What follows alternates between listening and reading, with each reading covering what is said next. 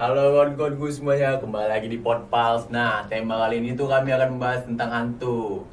Ya kan? Nah, kebetulan di sini bintang tamu itu kali ini si Farhan, ya asalnya dari Padang ya kan. Oke Bang, kenalkan, coba perkenalan dulu diri Abang Bang. Oke, kenalin nama aku Farhan Wadi Pratama. Aku asalnya dari Kota Padang, khususnya di provinsi pesisir selatan. Terus aku sekarang lagi nempuhin jalur pendidikan di Aceh, khususnya di Kota Luxmawe sebagai mahasiswa Unimal dengan jurusan Ilmu Komunikasi. Nah, sebenarnya dari awal-awal ini sebenarnya dia manggilnya aku Farhan karena basa-basi aja. Karena aku dari Padang kan, tapi biasanya dipanggil Arif sih Padang sih. Oke kawan-kawan, mari kita dengarkan aja lah cerita dari si Padang, si Farhan ini tadi ya kan. Aku sering manggil dia Padang emang. Oke, langsung aja. Nah, gini ya. Ini kan namanya toyib kan. Pas timingnya itu maghrib. Nah, biasanya maghrib itu kan identik dengan disuruh pulang sama orang tua. Iya. Nah, itu kan kita tahu sendiri kan disuruh pulang itu karena ada sesuatu yang mistis. Ya, mistis itu dia. Nah, kalau di Pangkalan Brandan itu alasan orang tua suruh balik yang hal-hal mistis itu berkaitan dengan apa? Dengan genderuwo biasanya. Iya. Biasanya kalau kami main maghrib sampai larut maghrib itu, Mas nanti ada genderuwo diculik, genderuwo gitu. Ya. Iya. Ya kan kayak apalagi kan mitos-mitos itu kalau main peta umpet gitu. Kalau maghrib kan katanya bisa dirondokkan gitu. Bahkan kau pernah dengar nggak nih cerita yang kalau anak-anak maghrib itu kalau nggak pulang juga main peta umpet itu berondongnya itu bisa dirondokin. Ya, pernah sih. Nah, itu kayak mana tuh dong? Gini, dia kalau di rondo-rondo itu biasanya disembunyinya di pohon besar gitu kan. Iya. Ya, aku pernah juga di kampung aku gitu.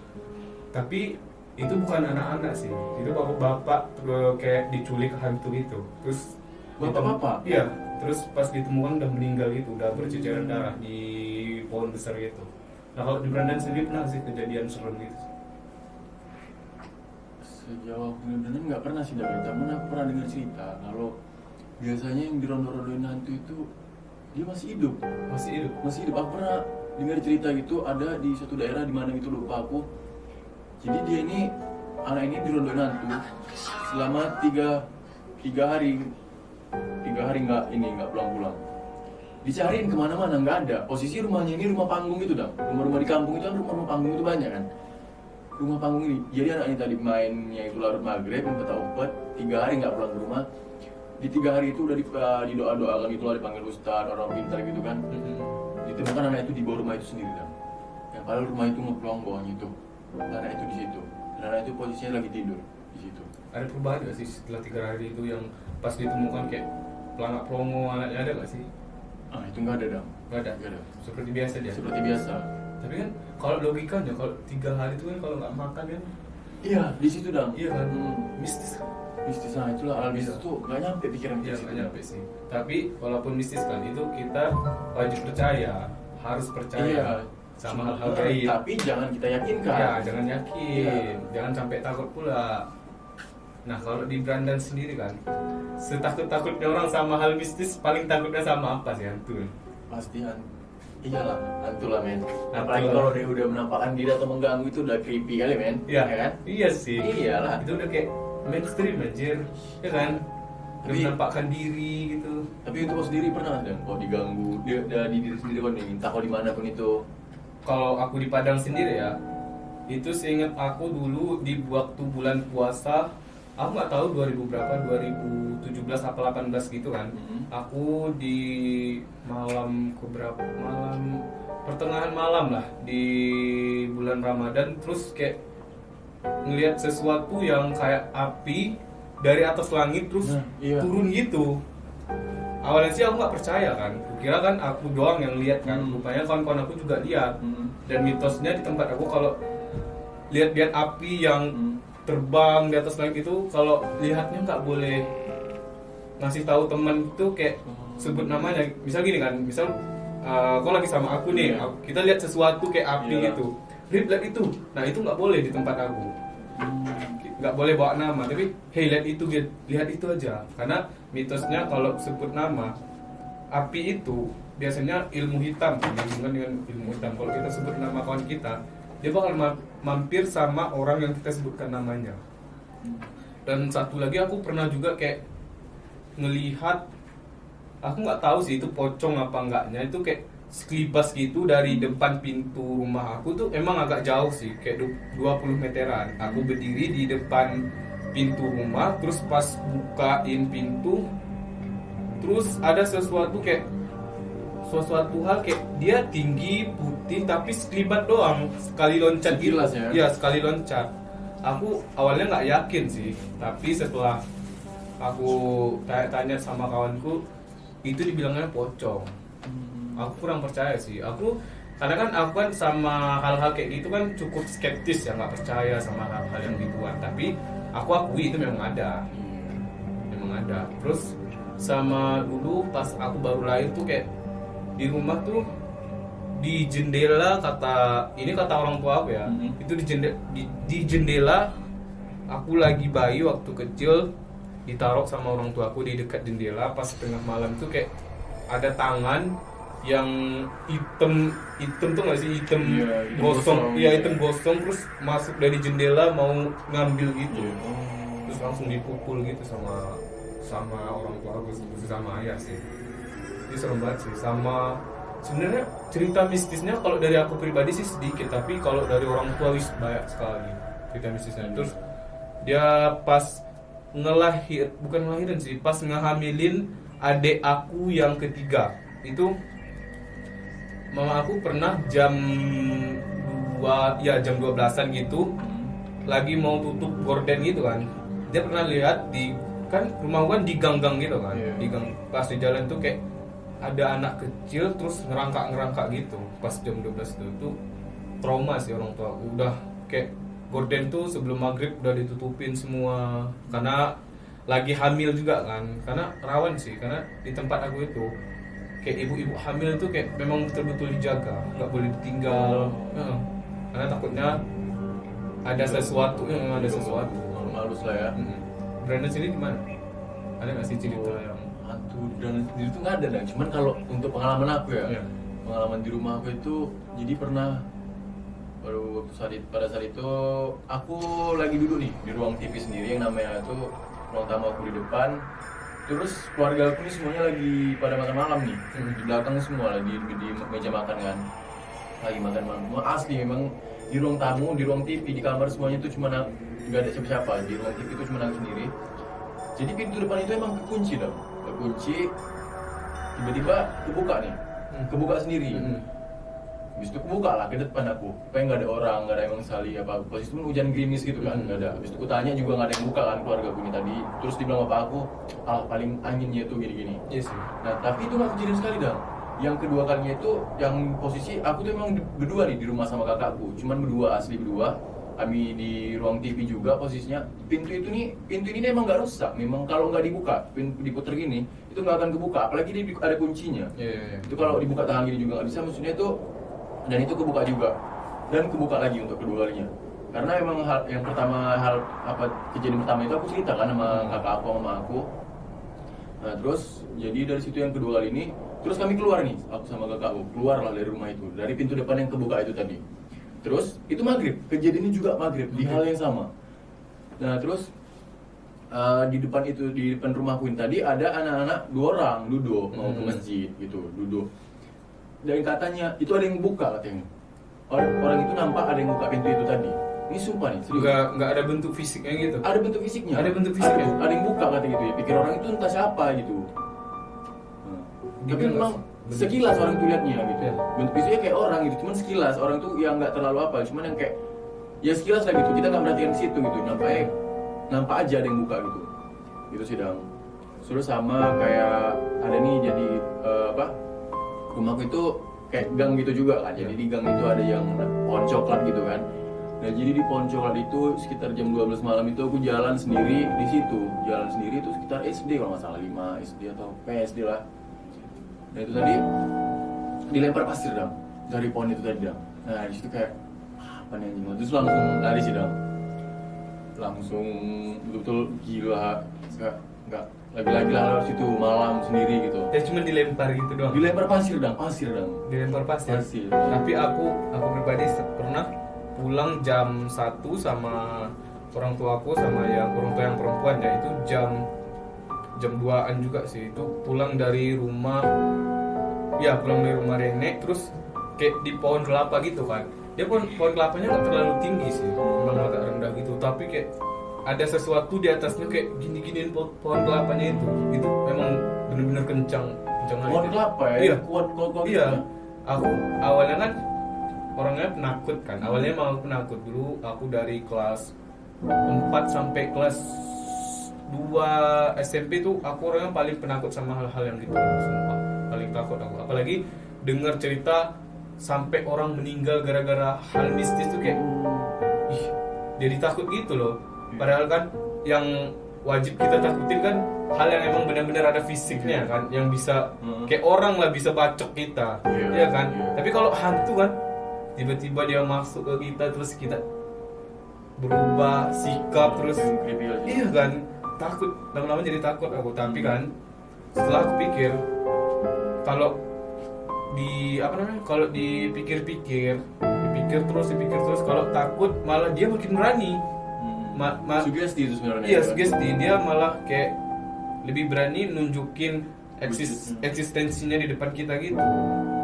Itulah yang bikin aku kayak ngapain takut sih.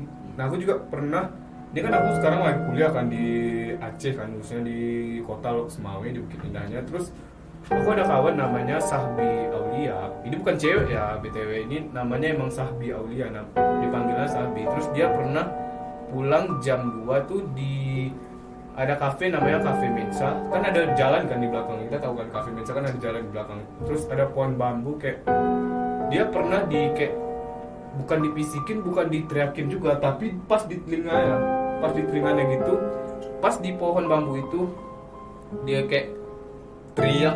Aku nggak bisa bilang teriak, nggak bisa bilang bisikin juga, pokoknya di telinga dia kayak ada sesuatu yang bicara gitu pas jam 2 itu. Iya, tapi sama dengan, sorry motong nih dong. Aku juga sumpah aku dong, ya Allah. Di situ tadi di lorong yang sama, aku betul kami ini sama kan. Jadi kami kampus sama, aku juga sering lewat lorong itu dong. Di lorong itu tadi ada nih pagar-pagar kayu rumah orang. Nah di pagar kayunya itu tadi, itu aku ingat sekitar jam 1 atau jam 12 malam aku lewat situ. Itu asli, kalau sadar aku yang ngeliat sekilas gitu dong. Kayak aku nih naik kereta nih, kayak aku mau ngindari ngelobang, posisi aku ngeliat gini tuh. Di sebelahku tuh ada orang men, gitu, pas berdiri dia, berdiri, dan itu warnanya nggak ada, emang hitam, berdiri. Aku kayak kaget spontan, aku kayak ngindari kereta aku dan dia nggak, aku ngeliat ke belakang gini, itu kayak udah nggak ada gitu, udah mungkin karena gelap kan, jadi aku jalan aja gitu. Tapi memang pas aku lihat ini, sekilas itu ada men, nyata kayak aku sampai kaget gitu dari kereta gitu, ngindarin gitu. Kira aku emang kayak tabrak gitu kan orang gitu. Itu jam berapa itu? Jam 12-an gitu lah, jam 12 jam 1 gitu lah. Tapi aku akui sih lorong sana sih gelapnya minta ampun. Vibes-nya kayak tempat-tempat nggak ada kuburan kan, tapi kayak ada kuburannya. Ini aku baru tahu sumpah. Di mana? Di namanya Aceh itu kan suka apa ya? Iya, kuburannya di rumah kan. Iya, kayak di kos kan. Itu pertama kali aku ngekos kan. Awalnya aku nggak tahu kan itu kuburan apa enggak ya. Dia cuma sepetak gitu samping kos cewek. Karena depan aku kan kosnya kos cewek kan. Itu pertama kali aku ngekos kan di bukan pohon sih, kayak itu tebu nggak sih? Tebu gitu. Iya, tebu gitu. Aku nggak tahu tebu liar apa enggak. Terus kayak ada dari semen kotak kecil gitu di samping rumah. Akhirnya itu bukan kuburan, ada 2. Terus malamnya aku pernah kayak tidur jam 12-an, terus kayak ada yang teriak samping dindingnya. Aku pernah kayak gitu malam-malam. Tapi kayak kalau teriak sih aku kurang takut ya. Aku memang bener-bener gak takut lagi sama hal-hal yang kayak gitu. Karena aku kayak pulang jam 12, jam 1, jam 2 kayak udah biasa gitu. Tapi selama aku ngekos di Lok Semawe, khususnya di Bukit Indah, yang aku alami ya cuman itu, dengar suara. Tadi malam juga sempat, ini aku nggak tahu ya orang kosku apa enggaknya, tapi di samping kamarku juga, di luarnya di tempat naro motor tuh kayak ada yang teriak 1 kali bang, gitu aja. 1 kali pas malam tadi. Ini aku nggak tahu ya itu temen aku atau ini ya, dia teriak cuman bang gitu doang, tapi kenceng kali. Dia teriaknya pendek bang tapi kencang. Aku juga pernah gitu dong. Di kos aku posisi ini kamar aku, di sebelahnya itu apa, kamar mandi. Jadi rumah ini tadi tuh kan kami ngontrak rumah kan, rumah ini tadi tuh memang kosong. Rumah ini tadi kosong, kawan-kawanku juga semuanya dari keluar. Nah yang biasanya kukira itu di rumah itu ada orang, adanya kosong kan. Kira biasanya anak di belakang kamarku ini jarang keluar gitu dia. Kamar belakang, dia jarang keluar, pikir ada orang di situ. Nah jadi waktu aku di kamar, ada dengar suara di kamar mandi. Suara air orang mandi. Kelihatan orang mandi lah. Pas aku panggil nama dari orang-orang itu kayak ada kan, panggil Kevin gitu. Apa nggak ada yang nyaut. Kayaknya begitu panggil bang, katanya. Dan itu 2 kali dah. Bang, panggil lagi. Dan aku berpikir positif lah. Karena ada orang kan di kamar orang ya udah gitu sih. Kelang nggak sampai 5 menit dari kejadian itu, kawan-kawanku ini semua pulang. Itu semuanya baru pulang. Semuanya baru pulang. Baru nggak di kosnya kalian, gue bilang. Siapa yang ini tadi? Mana ada kami di kos katanya. Kayak gitu loh. Dan itu sumpah udah. Tapi kok nggak lihat yang lagi di kamar mandi itu nggak lihat? Pintu Cuman manggil dong. Pintu kamar tutup gitu. Soalnya rasaku kosong, terus disautin waktu aku manggil ya udah pikir Oh iya kan, karena gitu. disautin kan, jadi nggak usah lingok. Tapi kecuali kalau dipanggil nggak nyaut baru. Iya, yang ianya kayak panggil nama itu nggak nyaut dah. Waktu panggil bang aja dia nyaut gitu. Iya sih itu aku juga pernah lihat di media sosial tuh, di Instagram apa di TikTok tuh ada abang-abangan gitu kan, dia ngekos sendiri kan. Dia ngekos sendiri itu di Jogja kalau nggak salah aku. Dia pernah ngekos tuh kayak diikutin setan, tapi memang eksistensinya kuat banget. Sampai ada bekas cakaran di kayak di dinding itu. Aku awalnya nggak percaya kan, terus aku scroll, aku cari akun TikToknya gitu atau Instagramnya, terus aku nemu di TikTok kayak video dia itu emang FYP, emang viral kan. Itu dia ngerekam sesuatu yang rambutnya panjang banget, sumpah itu mukanya hitam, bukan hitam sih, pucet tapi ke arah ke, ngerti gak sih? Pucet biru gitu. Dia pucet biru, terus dia videoin langsung gitu di atas atap ya. Itu serem banget sih. Tapi sekelibat dong tuh langsung bilang gitu. Aku awalnya ya seperti yang aku bilang tadi, aku skeptis, cuman setelah aku nengok video abang itu kayak eksistensinya kuat sekali, karena kan anjir kamera HP loh ngerekam hal-hal yang Jadi gitu. itu kok percaya itu nyata? Aku awalnya nggak percaya kan, tapi setelah dia cerita ini itu, aku tengok apa namanya uploadingnya di TikTok, ini kayaknya nggak mungkin diedit sih, karena ada bekas cakaran gitu. Terus ada juga YouTuber kalau nggak salah aku RJR5 ya, yang nge-review cerita-cerita hantu gitu kan. Itu dia emang ngundangin abang itu ke podcast dia, terus bahas-bahas tentang cerita itu yang dia sendiri kan, si yang punya podcast ini awalnya emang nggak percaya, terus diajakin riset ke kosnya, itu emang bener-bener ada bekas cakaran, terus ada bekas telapak tangan di dinding, itu kayak baunya minta ampun gitu, baunya bau amis gitu. Terus ada juga aku nengok di RJR5 juga, itu cewek itu bener-bener diikutin, kayak bukan, aku nggak bisa bilang sekte ya, itu emang diikuti oleh satanik tuh nggak sih, kayak lambang gitu. Dia emang bener-bener diikutin sama sosok yang kayak gitu. Terus sampai dia kayak uangnya sering hilang gitu, dipindah-pindahin, sering kayak gitu sih aku nengoknya. Karena kan awalnya emang aku gak percaya kan, tapi lama-kelamaan kayak nonton hal-hal yang gitu malah bikin kita percaya sendiri kalau itu memang bener-bener ada. Karena emang kita tahu sendiri kan, di dunia ini kan emang fisiknya emang dunia, tapi ada dua dunia. Ngerti gak sih maksudnya? Ini dunia kan satu kan, tapi yang hidup di sana bukan satu. Ada, pokoknya ada eksistensi lah selain dari manusia, yang memang benar-benar kita nggak punya kemampuan untuk lihat itu. Karena kan wajib kan untuk mempercayai hal-hal gaib itu emang harus wajib sih, karena hal-hal kayak gitu ya walaupun kita nggak percaya tapi emang harus diyakini itu memang ada sih. Nggak boleh skeptis juga. Kita ya, mana-mana gitu. Karena setiap tempat ada etikanya, setiap tempat ada tata caranya. Maka itu kayak setiap adat itu atau setiap budaya itu punya cara untuk menghormati hal-hal yang kayak gitu. Kita nggak bisa bilang itu hal yang salah atau hal yang benar, tapi ya kita hargai. Sama kayak pepatah di mana bumi dipijak ya disitulah langit dijunjung. Karena kayak aku kan di rumah kan, aku diperkenalkan dengan hal-hal gaib seperti kayak genderuwo tadi kan. Aku diperkenalkan dengan hal-hal kayak gitu dari kecil. Aku kayak kalau kita pulang, kalau nggak pulang kan sebelum maghrib kan diancamnya kayak hal-hal gitu kan. Nanti diculik genderuwo, nanti diculik kalau ngewe, tapi bentuk fisiknya kita nggak dijelasin gimana gimananya. Tapi setelah di Aceh terus aku baru tahu kalau genderuwo tuh bentuknya bukan satu gitu. Tuh, ngerti gak sih?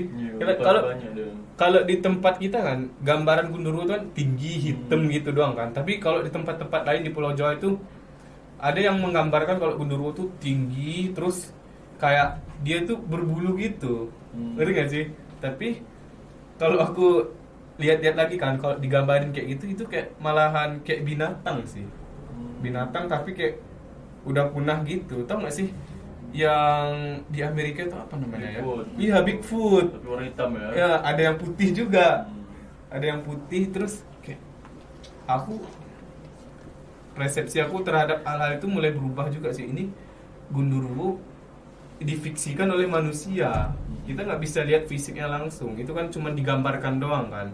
Tapi hal gaib itu memang bener ada sih. Kita nggak bisa bilang nggak ada juga karena sesuatu kan bisa kita lihat dengan frekuensi tertentu kan. Ada takarannya kalau mau lihat itu. Kan ada itu indigo yang bisa lihat sesuatu gitu. Tapi walaupun indigo kan, ya kalau dia bilangnya bahas-bahasnya tentang apa yang terjadi di masa depan sih aku nggak percaya sih. Karena itu kan udah ada yang ngatur kan. Aku nggak percaya hal-hal kayak gitu. Tapi aku percaya dengan hal-hal gaib. Aku juga pernah lihat itu juga di Belanda. Maksudnya itu kayak rasaku itu bukan, aku nggak tahu ya percaya atau enggak, tapi yang iya itu aku udah ngeliat itu tuh nggak sekali dua kali. Jadi aku habis aku ngeliat itu pun ya nggak ada terjadi, alhamdulillahnya nggak ada terjadi apa-apa kan. Jadi kayak ya udahlah gitu. Tapi tempat aku kan itu ilmu sih katanya.